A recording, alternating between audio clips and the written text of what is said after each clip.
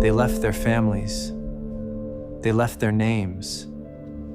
All for a better clean. They called it the cleanse. But it was more than water. It was control.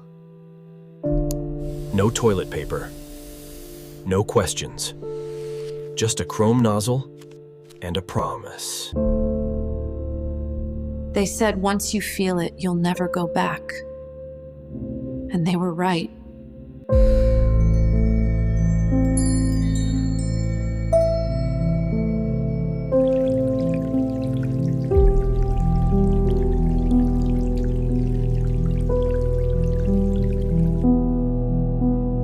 They gave up everything so you wouldn't have to.